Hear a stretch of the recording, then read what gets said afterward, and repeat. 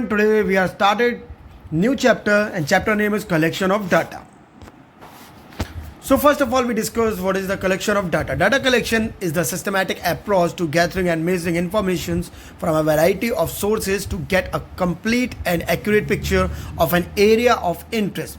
Data collection enables a person or organization to answer relevant questions, evaluate outcomes. In simple word, data collection क्या है? जब एक researcher किसी एक particular topic के ऊपर कोई डाटा कलेक्ट करता है सिस्टमैटिक वे में और जो भी उसके क्वेश्चंस हैं अबाउट रिलेटेड सम प्रॉब्लम्स उसके उन्हें आंसर फाइंड आउट होते हैं, उसे हम क्या बोलते हैं? Collection of data. The process by which the researchers collect the information needed to answer the research problem. अब डाटा कलेक्शन क्या है? ये एक प्रोसेस है जहाँ पे रिसर्चर कलेक्ट करता है इंफॉर्मेशंस जो उसको ज़रूरत होती है अपनी रिसर्च से प्रॉब्लम जुड़े हुए आंसर्स फाइंड आउट करने के लिए. इसे हम क्या बोलते हैं? Collection of data. Primary and secondary data. अब डाटा को हम दो पार्ट्स में डिवाइड कर सकते हैं ना. We are divided in two parts, primary data and secondary data. First of all we discuss what is primary data. Primary data are those which are collected afresh and for the first time and thus happen to be original in character and known as primary data. Primary data वो data होता है जो freshly collect किया जाए, जो पहले से कहीं पब्लिश ना हुआ हो, जिसके लिए रिसर्चर को बहुत ज़्यादा एफर्ट्स लगानी पड़ती हैं, बहुत ज़्यादा टाइम कंज्यूम होता है, बहुत ज़्यादा उसे एक्सपेंस करना पड़ता है. वो डाटा फ्रेशली कलेक्ट किया जाता है, उसे हम क्या बोलते हैं? Primary data. Secondary data are those which have been collected by someone else and which have already been passed through the statistical process are known as secondary data. Secondary data वो होता है जो ऑलरेडी हमें कहीं से available हो जाता है, जो पहले ही कोई रिसर्चर कलेक्ट कर चुका है और उसने अपना डाटा पब्लिश कर दिया है, उसे हम क्या बोलते हैं? Secondary data. For example internet पे अगर हम कुछ भी डालते हैं गूगल पे तो वो हमें मैटर सामने आ जाता है, वो कौन सा डाटा होता है? Secondary data. लेकिन उसी डाटा को फर्स्ट टाइम जिसने कलेक्ट किया होगा तब वो डाटा फ्रेश डाटा होगा, इट मीन्स तब वो प्राइमरी डाटा होगा. क्लियर? चलिए, methods of collecting primary data. अब प्राइमरी डाटा को कलेक्ट करने की कुछ मेथड्स होती है. कौन कौन सी होती हैं? Direct personal investigations, indirect oral investigation, information from correspondents, mailed questionnaires method, schedule sent through enumerators. अब इन्हें डिटेल में डिस्कस करते हैं. Direct personal investigation. So what is direct personal investigation? In this method, data are collected personally by the investigator. ये वो method होती है जब जो इन्वेस्टिगेटर होता है वो डाटा को पर्सनली खुद जाकर कलेक्ट करता है. There is a face to face contact with the person from whom the information is to be obtain. It mean face to face जाकर इन्वेस्टिगेटर डाटा को कलेक्ट करता है अपनी नीड के according. Data are collected by asking question relating to the inquiry to the informants. अब data किस form में collect किया जाता है? क्वेश्चन पूछे जाते हैं और फिर जो इन्फॉर्मेंट्स होते हैं वो आंसर देते हैं और हमारे पास डाटा आ जाता है. क्लियर? अब हम देख लेते हैं डायरेक्ट पर्सनल इन्वेस्टिगेशन के मेरिट्स क्या होते हैं. ओरिजिनलिटी, डाटा ओरिजिनल होता है क्योंकि इन्वेस्टिगेटर ने खुद कलेक्ट किया है. एक्यूरेसी, इसमें कोई भी चांस नहीं है कि डाटा में कुछ भी गलती होगी क्योंकि यहाँ पे इन्वेस्टिगेटर ने पर्सनली जाके डाटा कलेक्ट किया है. रिलायबल, विश्वसनीय होगा, ट्रस्टफुल होगा.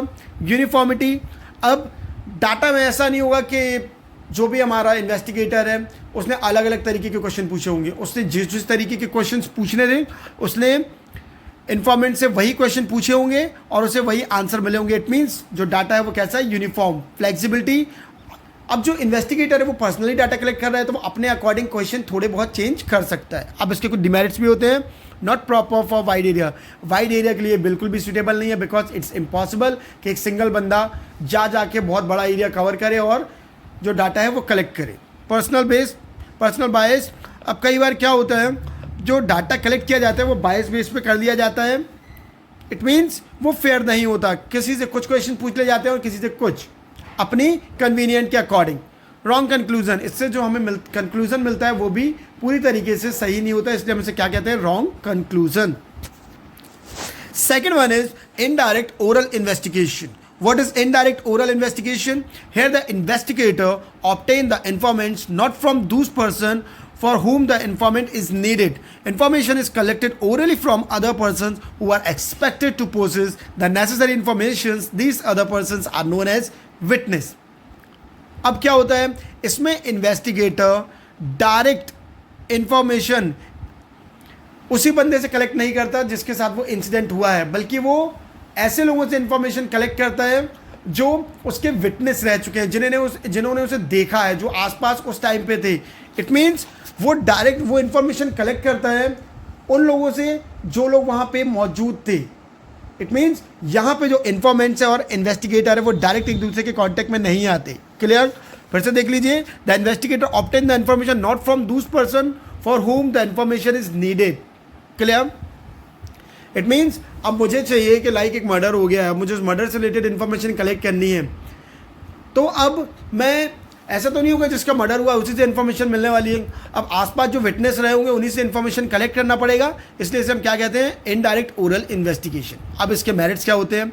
अब इसके मेरिट्स ये होते हैं कि हम वाइड एरिया कवर अप कर सकते हैं। क्यों? क्योंकि विटनेस बहुत सारे होते हैं, बहुत सारे लोग इन चीज़ों को देखते हैं, तो उनसे हम डाटा कलेक्ट कर सकते हैं। कॉस्ट भी कम लगती है। एक्सपर्ट ओपिनियन, फ्री फ्रॉम बायस। अब क्या होता है इसमें? एक्सपर्ट का ओपिनियन होता है क्योंकि हम उसी इंसान से क्वेश्चंस करते हैं जिससे हमें लगता है कि वो हमें सही आंसर दे सकता है। फ्री फ्रॉम बायस, बायस नहीं होता है, फेयर होता है, सिंपल वे है डाटा कलेक्ट करने का। डिमेरिट्स, लेस एक्यूरेट, ये फुली एक्यूरेट नहीं होता, बायस होता है क्योंकि अब जो इन्वेस्टिगेटर है वो अपने अकॉर्डिंग जिससे चाहे उसी से इंफॉर्मेशन कलेक्ट करेगा, तो ये बायस्ड हो जाता है। रॉन्ग कंक्लूजन सही नहीं होता। Information from correspondent, the investigator appoint local agent or correspondent in different places to collect information. अब फॉर एग्जाम्पल मुझे इंफॉर्मेशन कलेक्ट करनी है अबाउट चॉकलेट्स। क्लियर? किसकी इंफॉर्मेशन करनी है? About chocolates. या फिर मुझे एजुकेशन रेट पता करना है। क्लियर? क्या पता करना है? Education rate. अब ये इम्पॉसिबल है कि मैं पर्सनली सिविल लाइन भी जाऊँ, मकरोनिया भी जाऊँ, कटरा भी जाऊँ, बड़े बाजार भी जाऊँ, ठीक है, और आसपास के जो छोटे छोटे शहर हैं वहाँ भी जाऊँ। तो अब उस बेस पे क्या होगा? मैं वहीं के लोकल एजेंट अपॉइंट करूंगा। इट मीन जो लोग वहाँ के बारे में सब कुछ जानते हैं, very much familiar about the place area, अब उन लोगों को अपॉइंट किया जाएगा और उनके थ्रू इंफॉर्मेशन कलेक्ट की जाएगी। उन एजेंट को कॉरेस्पॉन्डेंट्स भी बोलते हैं। क्लियर? ये कैसा हो जाएगा? ये हो जाएगा इंफॉर्मेशन फ्रॉम कॉरेस्पॉन्डेंट, यानी लोकल एजेंट से इंफॉर्मेशन कलेक्ट करने लगा। इसके मेरिट्स क्या होते हैं? इकोनॉमिकल, बहुत ज़्यादा पैसे बचाता है। वाइडर कवरेज, बहुत ज़्यादा एरिया कवर कर सकते हैं। कॉन्टिन्यूटी, अब क्या होता है अगर मैं पर्सनली डाटा कलेक्ट करता हर जगह से जाके, तो अगर मेरी तबीयत खराब हो जाती तो हो सकता है 3 दिन में बीमार होता तो 3 दिन में डाटा कलेक्ट नहीं कर पाता। लेकिन अब हमने बहुत सारे लोकल एजेंट हायर किए हैं, तो अगर 2-3 की तबीयत खराब भी हो गई तो हमारा काम नहीं रुकेगा क्योंकि अदर एजेंट तो अपना वर्क कर रहे हैं। तो ये कैसा होता है? Continue. Suitable from special purpose, किसी स्पेशल पर्पस के लिए बहुत ज़्यादा सूटेबल होता है। फॉर एग्जांपल मैंने अभी आपको बताया कि मुझे एजुकेशन रेट निकालना है एरिया वाइज, तो हमारे पास एक स्पेसिफिक पर्पस है एजुकेशन रेट। अब इसके भी कुछ डिमेरिट्स होते हैं। लेस ओरिजिनलिटी, डाटा हमेशा ओरिजिनल नहीं होता, कई बार एजेंट अपने थ्रू ही डाटा फिलअप करके भेज देता है। जो हम क्वेश्चन यार हम लोकल एजेंट को देते हैं, कई बार वो एजेंट खुद ही उन्हें फिलअप कर देता है। लैक ऑफ यूनिफॉर्मिटी, अब डाटा जो पूछा जाता है, यानी कि जो लोकल एजेंट है, ज़रूरी नहीं है कि वो हर किसी से एक सही क्वेश्चन करे, वो अपने अकॉर्डिंग भी आंसर या क्वेश्चन पूछ सकता है। पर्सनल बायस, यानी बायस होता है क्योंकि एजेंट कई बार पार्शियल होता होगा, क्योंकि हो सकता है वो हर किसी से सेम लेवल ऑफ क्वेश्चंस ना पूछे, या फिर हो सकता है कि वो खुद से ही बहुत सारे क्वेश्चन यार फिल करके इन्वेस्टिगेटर को दे दे, जो कि कैसा होगा? बायस। लेस एक्यूरेट, ये पूरी तरीके से एक्यूरेट नहीं होता, हमेशा इसमें एक फ्रॉड के चांसेस होते हैं। Next is male question method. ये बहुत सिंपल है। लाइक आजकल हम लोग ऑनलाइन शॉपिंग करते हैं, तो जो ऑनलाइन कंपनी होती हैं उन्हें डाटा की नीड होती है ताकि वो अपना परफॉर्मेंस और इम्प्रूव कर सकें। उसमें क्या होता है कि जैसे ही हम शॉपिंग करते हैं हमारे पास एक क्वेश्चन में एक क्वेश्चन फॉर्म, एक क्वेश्चन आ जाता है, यानी हमारे पास एक मेल आता है in the form of question के फॉर्म में। उसमें वो 5-6 क्वेश्चन पूछते हैं और हमें वो आंसर फिलअप करके उन्हें सेंड करना पड़ता है, जिससे डायरेक्टली उन्हें हमारा फीडबैक मिल जाता है। तो ये कैसा होता है? इसके मेरिट्स क्या है? ये इकोनॉमिकल होता है, बहुत ज़्यादा पैसे बचा देता है क्योंकि within a single minute lakh of peoples receiving a mail, क्योंकि 1 मिनट के अंदर लाखों पीपल मेल रिसीव कर लेते हैं, तो इकोनॉमिकल होता है। ओरिजिनलिटी, अब कंपनी डायरेक्टली अपने कस्टमर को मैसेज कर रही है तो कैसा होता है? ओरिजिनल। वाइडर एरिया, ये नेशनल टू इंटरनेशनल मार्केट तक कवर कर सकता है, तो कैसा हो सकता है? ये बहुत बड़ा एरिया कवर कर लेता है। डिमेरिट्स, लैक ऑफ इंटरेस्ट, कई बार कस्टमर अवॉइड करता है, इनका रिप्लाई ही नहीं दिया जाता।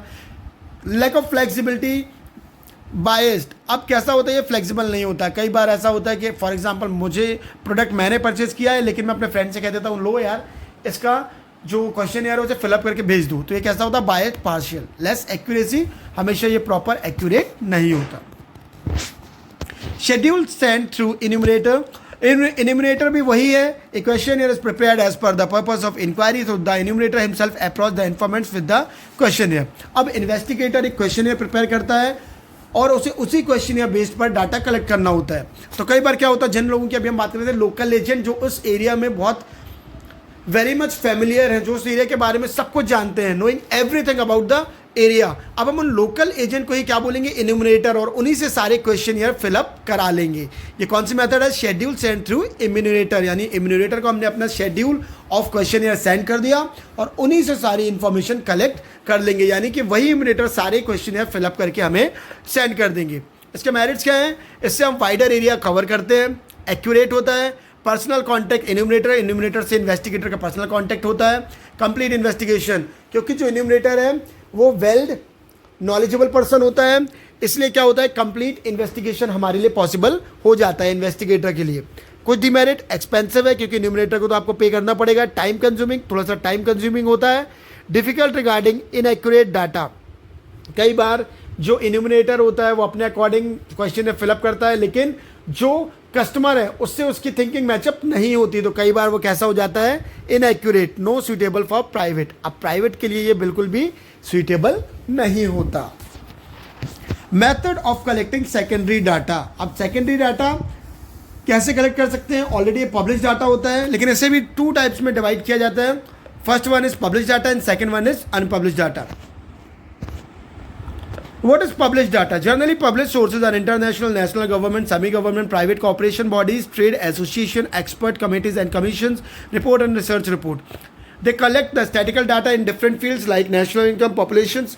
अब इसमें क्या होता है, कई जो हमारी कॉर्पोरेट बॉडीज होती है, लाइक इसमें क्या क्या दिया है, national, international, government, semi government, corporate bodies, ये अपनी रिसर्च के थ्रू कुछ इंफॉर्मेशन कलेक्ट करते हैं और फिर अपनी कन्वीनियंट फुलफिल होने के बाद उसे पब्लिश भी कर देते हैं, अगर उन्हें लगता है कि इसकी नीड कस्टमर या पब्लिक को भी इस डाटा की नीड होगी या पब्लिक के लिए वेरी मच अवेयर होगा। अगर पब्लिक इस डाटा को जाने तो वो बहुत ज़्यादा अवेयर हो सकते हैं, तो उस डाटा को क्या कर दिया जाता है, पब्लिश कर दिया जाता है। इसे हम क्या बोलते हैं, पब्लिश डाटा। इसमें क्या क्या आ जाता है, देखिए जैसे आप लोगों ने देखा होगा, national income, population, price, employment, wages, export, import, ये जितनी भी रिसर्च होती हैं जिनका डाटा कलेक्ट करती है बहुत बड़ी बड़ी कॉर्पोरेट बॉडीज, वो क्या करती है, इन डाटा को पब्लिश कर देती हैं फॉर पब्लिक।